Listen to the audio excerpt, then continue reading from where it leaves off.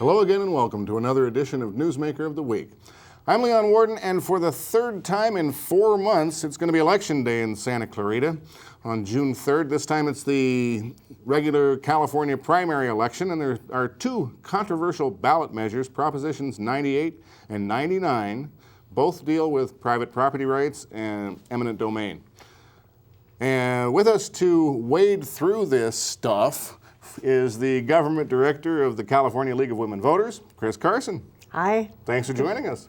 Glad to be with you. Now, tell us, just for the uninitiated, we men don't have a league of our own. What is the California League of Women Voters? Well, the League of Women Voters is a nonpartisan political organization which welcomes men as well as women, and we have a fair number of men who are members of our league.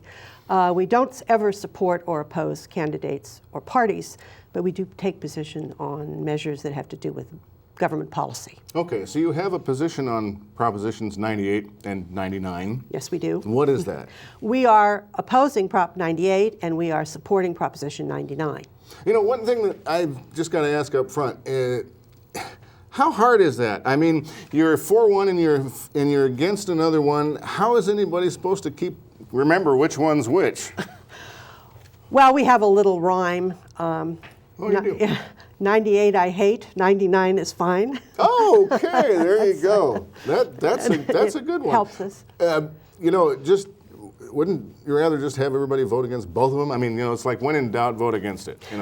That's common mentality. It is, and it's not a bad idea, but in this case, it could have some very bad consequences because Proposition 98 is very bad, and Proposition 99 was put on the ballot to just deal with the situation of eminent domain abuse in the Constitution. Yes. 99 is actually a good thing. It is a good thing. Okay, why don't we start there? Because I want to spend a lot of time talking about 98. Okay. So why don't we start with 99 and tell me what that is, what it would do.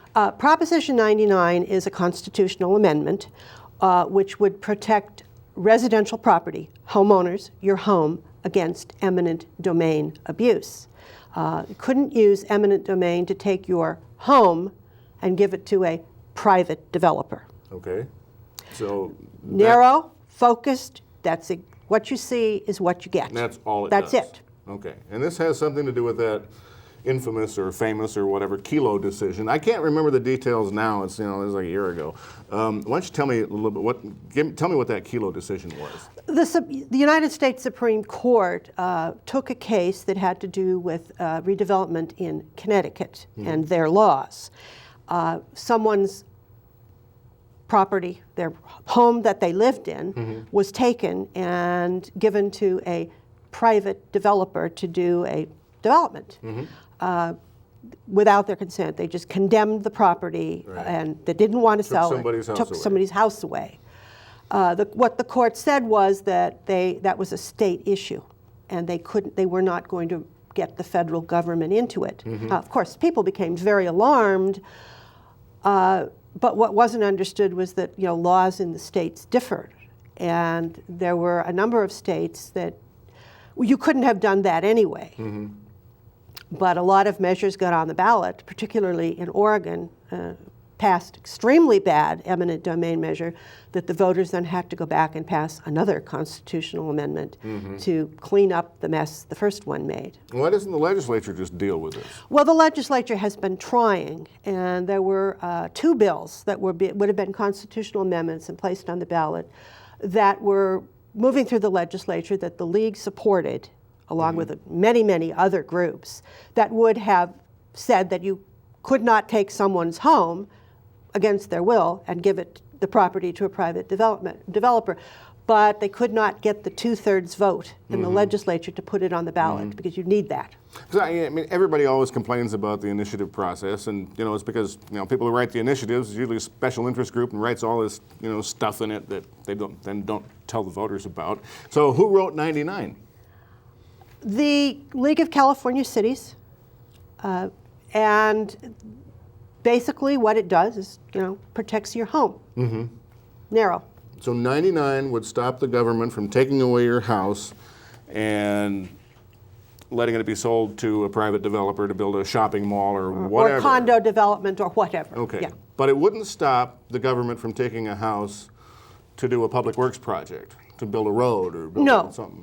No, because the government has that power now to do that. Okay. And now, what more than that would 98 do? It would do a lot more than that. It was, as you very rightly pointed out, the initiative process can be very flawed, and in this case, it's badly, badly worded. There are an enormous number of errors and loopholes, and so badly written that, for instance, it would do away with all renter protections, not just rent control, but anyone who lived in an apartment. We're talking about access to a fair return of your security deposit, protection against unfair evictions. That's just the rental part of it. So anybody who rents an apartment needs to be deeply, deeply concerned. Okay. What else does it do? What we're very concerned about is what it does to the local community's ability to determine its own future in terms of development.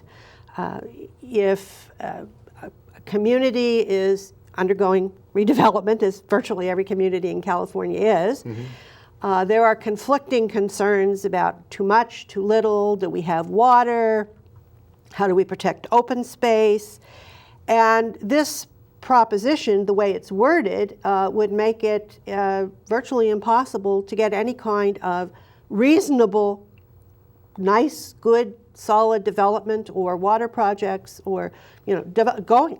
Well, how so? What does it say? Does it say that a private property owner can do whatever he wants with his property, or? It says that this is where it's technical, and this is where the landmines come in, and this is why, as you said, it's serious. We have to look at it carefully. An economic taking. Any transfer of property is an economic taking, and a homeowner can claim, anybody can claim, well, by doing this development or this water project or this open space, you're adversely affecting my property rights, and you can't do that. Now, does that only kick in when the government wants to do eminent domain? Yes. Or are there other ways that it limits a government's ability to make decisions that aren't related to eminent domain? Yes.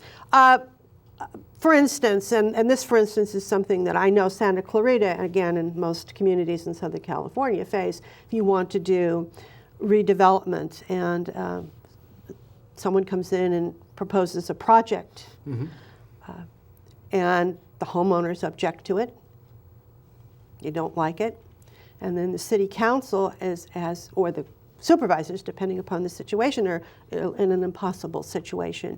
If you listen to the homeowners who say, we don't want the project, then the developer can sue the government, your local government, because you've adversely impacted his property. But is this only when eminent domain is used, or is this any time, on any land use decision?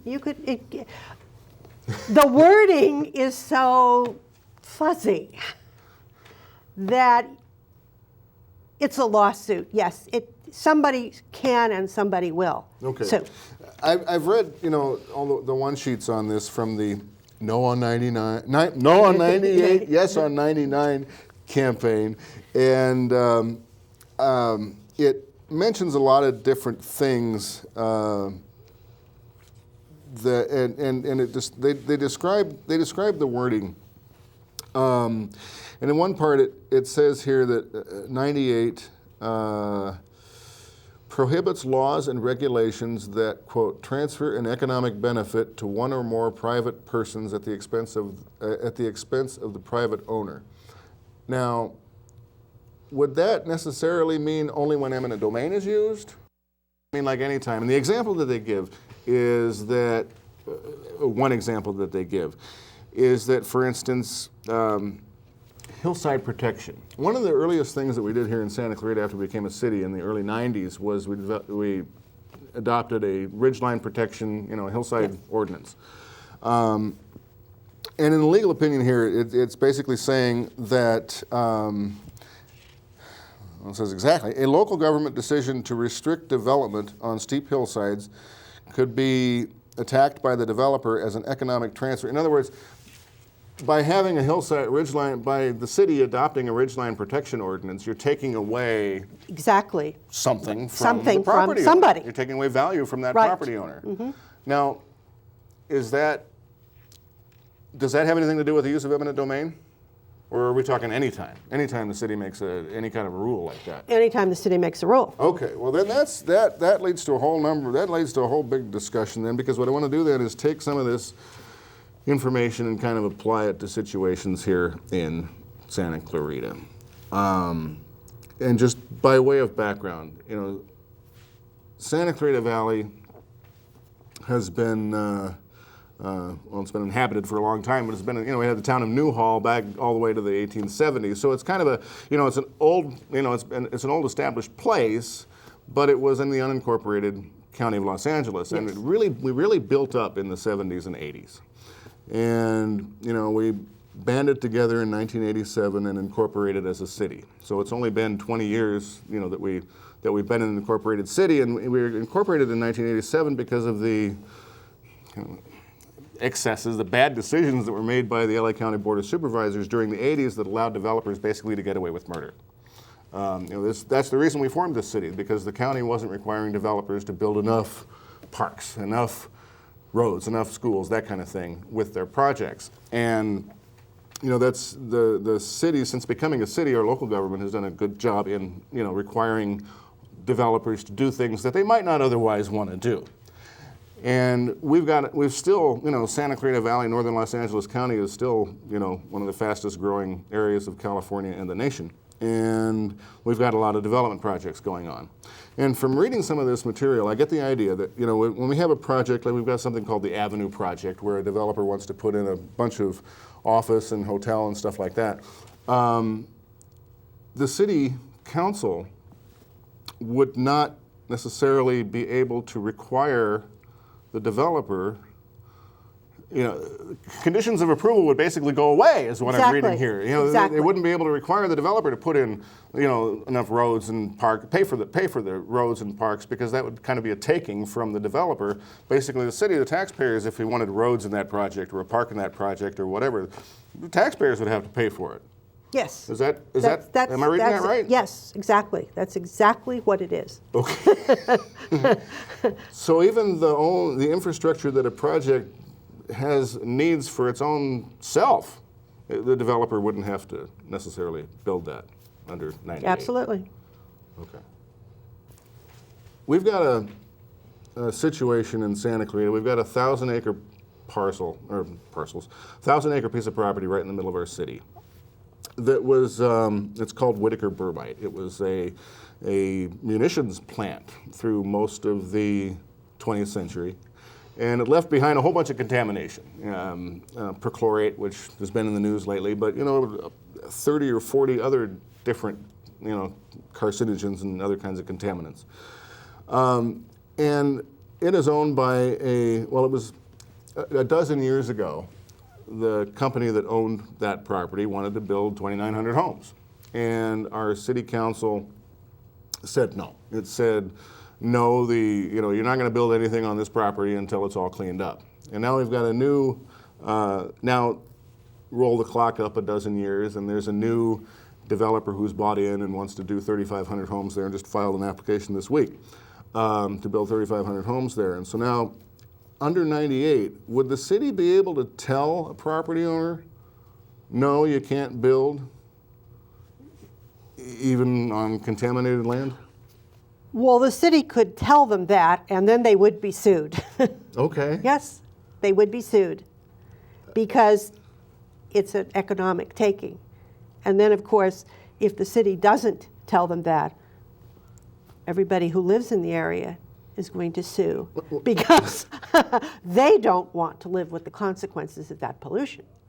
And they could sue under 98, because basically you're taking away... Exactly. The homeowners could sue under 98 because you're taking away their right to, health and safety and happiness and all that kind of stuff. Probably the people who bought homes on the project, if it was built, could sue, because they were threatened that, they... Sounds like there could be a lot of rich lawyers off of this 98. Yes.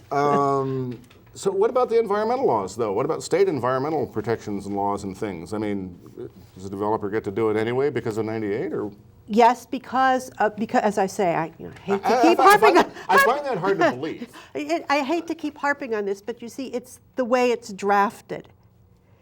There is so much fuzziness and error, or that anybody, basically what you've got, because anybody can interpret it and say, well, I'm going to sue you. Mm-hmm. This is an economic taking. You are devaluing my property, or what I'm getting out of it, and I'm going to sue you. Well, it sounds like this does give developers blanket approval to do whatever they want. Yes, but on the other hand, let's look at it this way. You talk about blanket approval. Mm-hmm. Let's say that a developer comes into a city or a region and presents a pretty good plan and gets input from the neighborhood councils or the environmental groups, and everybody, or almost everybody, agrees this is a good plan and we all like it. Mm-hmm. It only takes one person who doesn't like it, who can sue, saying this plan is adversely affecting my property, to tie that development that everybody else wants up in court for who knows? Now, we've had a lot of projects here, a lot of development projects that fit that description. We got one called Gate King. It would be a project in the south side of Newhall that would build an industrial park. And that developer went to, a lot of those community groups and all that kind of stuff. And there's one community group that's had that now tied up in court for a number of years, and it hasn't been built. It's not going anywhere because it is tied up in court. So people are always tying up stuff in court around here, but I guess that would give them one more opportunity to tie it up in court. Thing. Yeah. Mm-hmm. Okay. On that note, I want to take a quick break, and when we come back, I want to tie this into a couple other things that are going on in Santa Clarita. Join the Santa Clarita Valley Veterans Memorial Committee at Eternal Valley Cemetery for a Memorial Day tribute to our veterans, current and past. The tribute includes a flyover, the ROTC drill team, and music from the Santa Clarita Valley Concert Band. Afterward, gather at the Veterans Memorial Wall for a reading of the more than 800 names.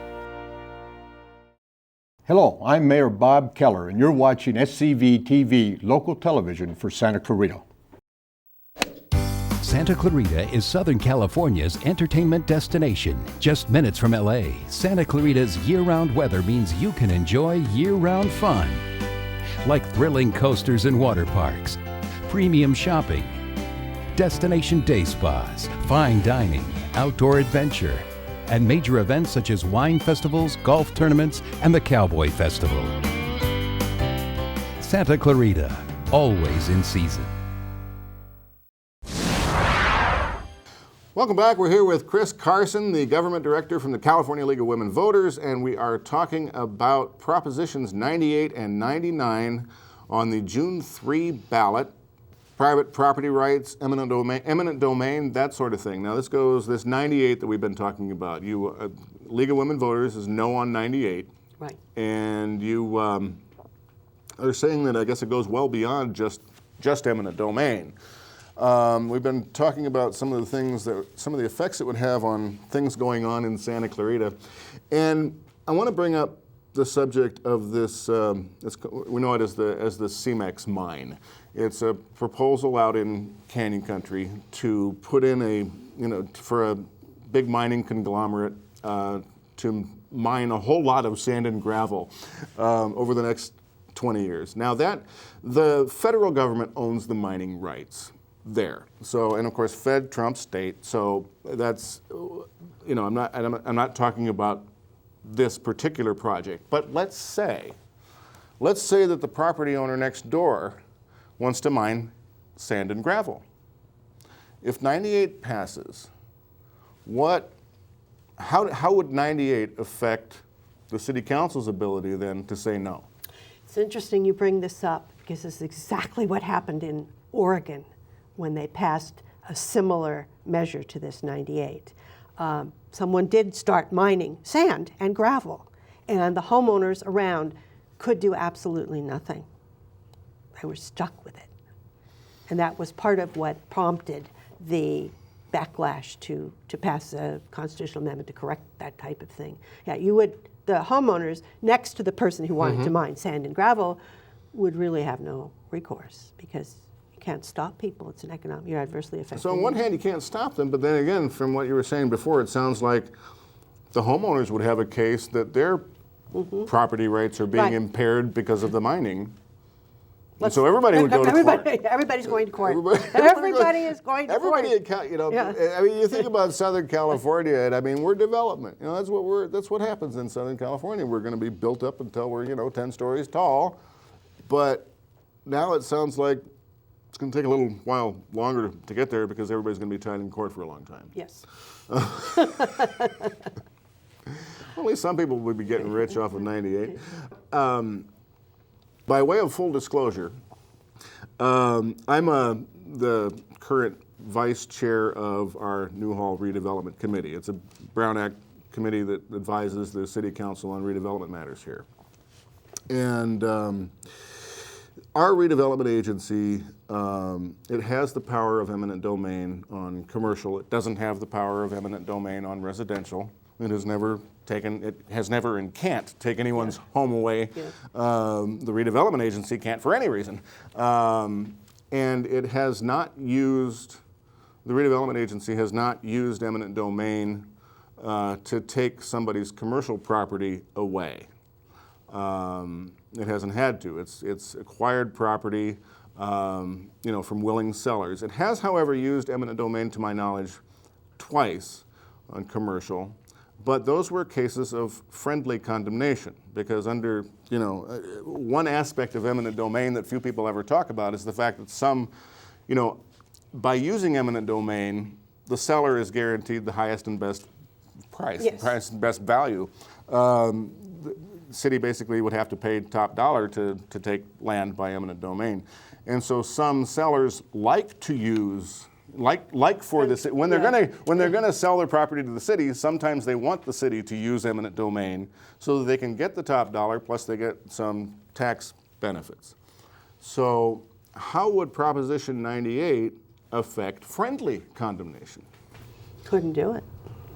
You'd have a hard time because, you see, this is what's so pernicious about this whole thing. They bring up these scare stories.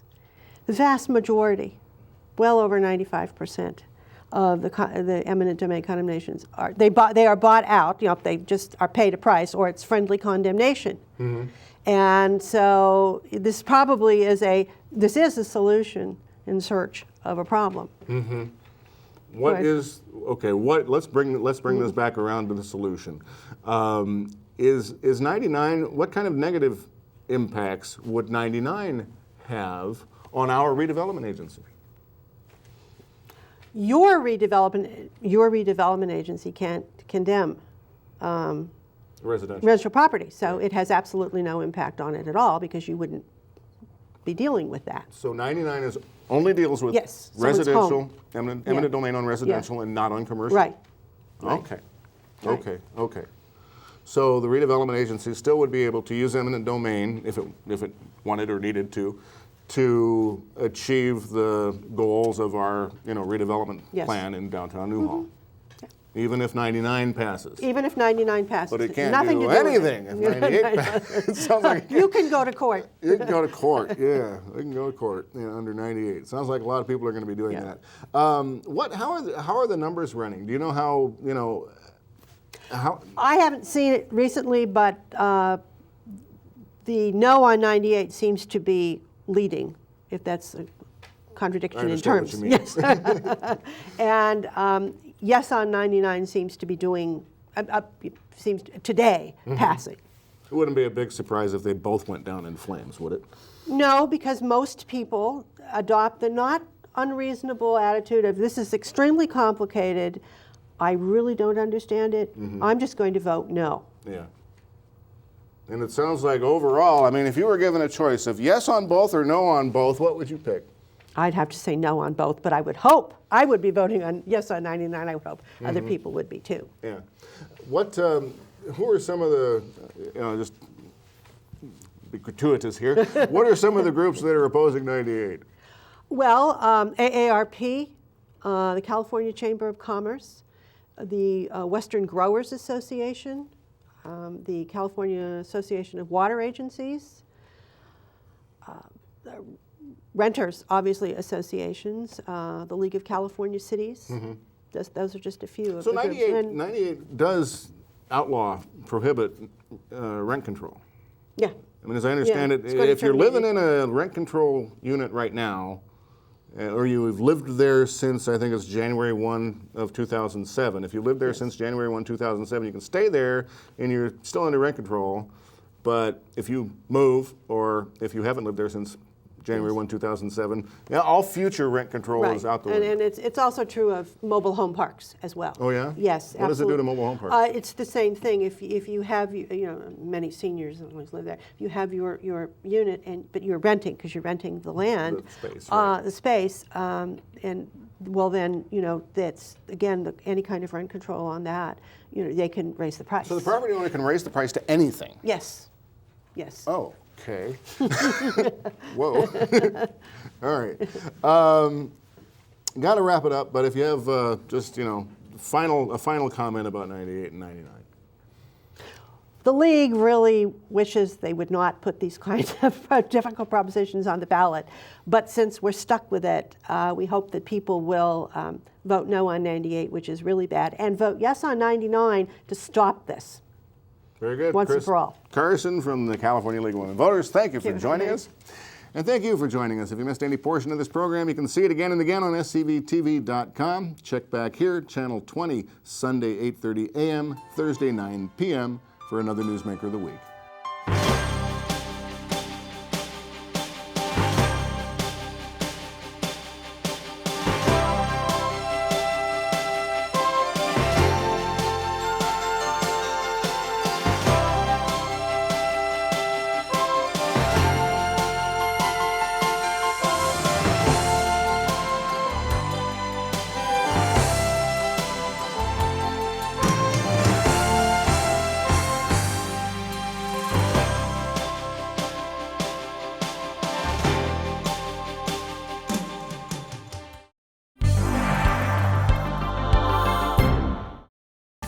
Pregnant? Scared? Alone? Sometimes knowing where to go for help is half the battle. You want straight, honest answers you can trust. At the SCV Pregnancy Center, you'll receive the personal care and support you need to make informed decisions at this important time in your life. The choice is yours. Choose to know. All services are free. Rancho Camulos, Ventura County's first historical landmark, was a Mexican land grant awarded in 1839. History lives on at the 13-acre museum of Rancho Camulos. Take a tour highlighting the rancho's operation under 3 generations of the Del Valles. Visit the birthplace of Ventura County's first working winery and learn about the mysterious history of Helen Hunt Jackson's Ramona. Visit ranchocamulos.org or call 805-521-1501 for information on tours, museum hours, and special events. Located off the 126 in Piru, Rancho Camulos, where hospitality calls home.